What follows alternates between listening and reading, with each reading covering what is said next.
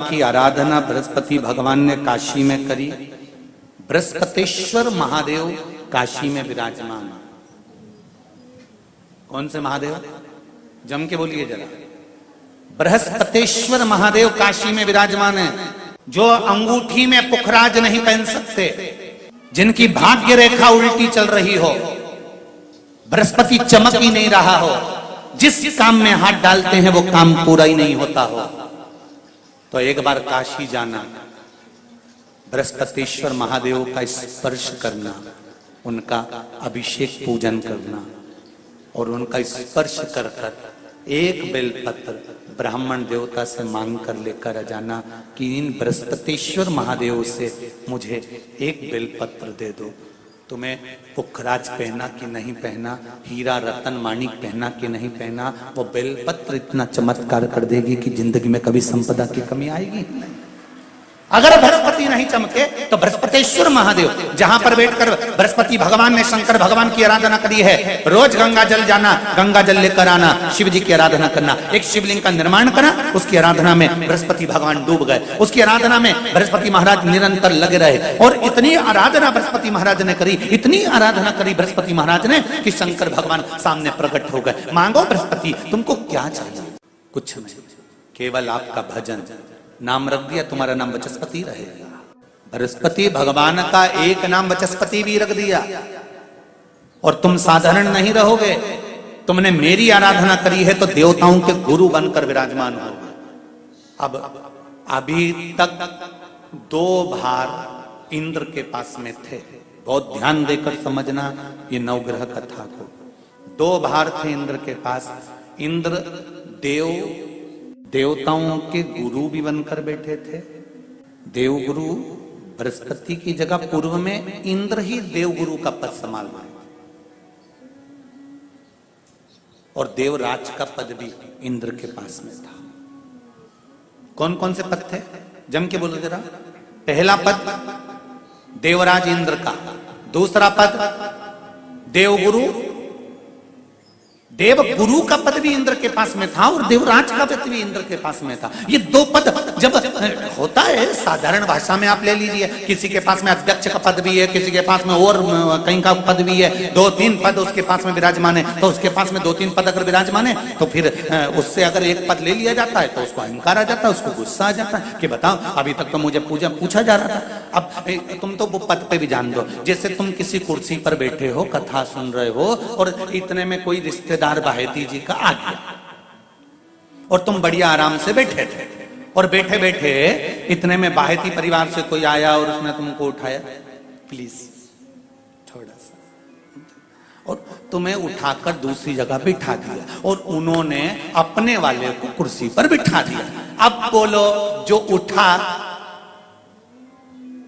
जिसको उठाया था उसका भगोने जैसा मुंडा हुआ कि नहीं हुआ? अरे बोलो तो। अपन दूर कथा नहीं जाते, कथा अपने ऊपर लेके चलो कि अपन कैसे समझें इस कथा को। बहुत अगर गहन तत्व की कथा सुनेंगे तो समझ में आएगी नहीं। यहाँ से सुनी, यहाँ से निकाल दी, बची कुची दी, ऊपर से निकल गई और मालूम पड़े थोड़ी देर बाद माताएं कुर्सी पे बैठी बैठी। अब फिर तो अपन तो अपने पर लेकर चलो ना कि जैसे कोई आप कुर्सी पर बैठ गए और इतने में इनके रिश्तेदार कोई आए और आने पर उन्होंने कह दिया तुम यहाँ से उठो, दूसरी जगह जाके बैठो। इतने में तुमको बुरा लग गया, बुरा लगा, मुंह भगोने जैसा हो गया, गुस्सा आ गया। उसी तरह इंद्र के पास में 2 सत्ता थी, एक देवराज इंद्र थे और दूसरे गुरु का पद भी इंद्र के पास में था। देवताओं के गुरु बनकर इंद्र घूम रहे थे, पर अब उल्टा हो गया। शंकर भगवान ने बृहस्पति महाराज को देव गुरु बना दिया।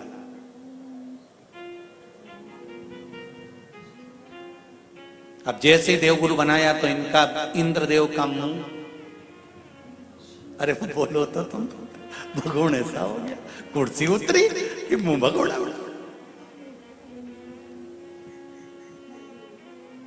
अब इनका मुंह भगोने जैसा हो गया तो गुस्सा तो गुस्सा। इतने में इंद्र ने, बृहस्पति महाराज देव गुरु बन गए। इंद्र सिंहासन पर बैठे थे, अप्सराओं का नृत्य देख रहे थे। वहीं से देव गुरु बृहस्पति का आगमन हुआ। बृहस्पति महाराज जैसे ही आए तो इंद्र तो सिंहासन पर बैठकर पूरा अप्सराओं का नृत्य देख रहे थे, उनको देवगुरु बृहस्पति से मतलब ही नहीं था।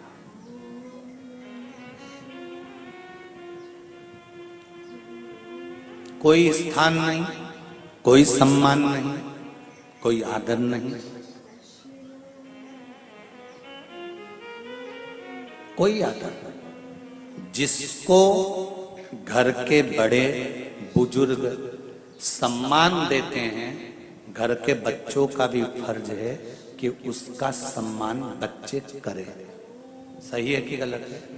घर के बुजुर्ग उसको सम्मान दे रहे हैं ना, घर के बड़े उसका सम्मान कर रहे हैं ना, तो घर के बच्चे कहते हैं नहीं, वो तो हमारे लिए गलत सोचता है, हमेशा हमारे लिए अपशब्द बोलता है, हमेशा आड़ा टेढ़ा बोलता है। तो घर के बुजुर्ग कहते हैं तुम्हें क्या करना, जब हम सम्मान दे रहे हैं तो तुम भी दो, हम आदर कर रहे हैं तो तुम भी करो।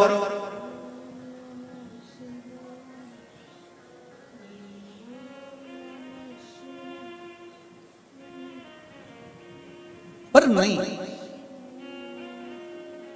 महाराज, आदर आप भी करो, सम्मान आप भी करो, पर वो आदर वो सम्मान बहुत मुश्किल। अब जब बृहस्पति महाराज का सम्मान नहीं हुआ, बृहस्पति महाराज वहां से उठकर चले गए, बोले नहीं। जो समझदार होता है वो तुरंत कह देता है कोई बात नहीं, मैं चले जाता हूं। कोई मुख पर क्रोध नहीं, कोई चिड़चिड़ प्रवृत्ति नहीं, कोई अपशब्द नहीं।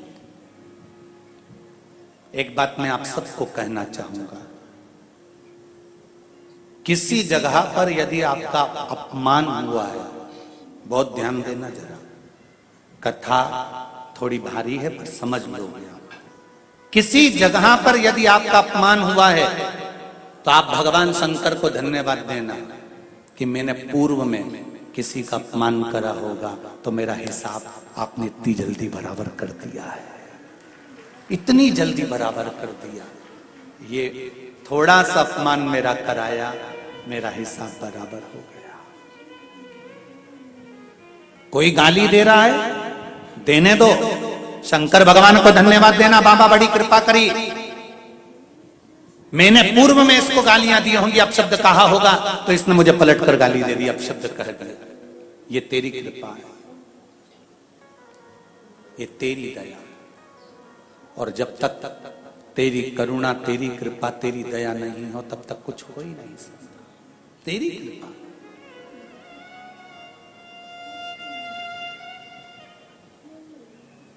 भगवान से कहो हे देवाधिदेव महादेव, मैं ये नहीं कहता कि मुझे रोने मत देना, क्योंकि कर्म का भोग तो मुझे भोगना पड़ेगा। देवाधिदेव महादेव से कहो हे देवाधिदेव महादेव, मैं ये नहीं कहता कि मुझे रोने मत देना, पर इतना जरूर कहता हूं तेरे सिवा किसी दूसरे के आगे झुकने मत देना, बस इतनी कृपा कर।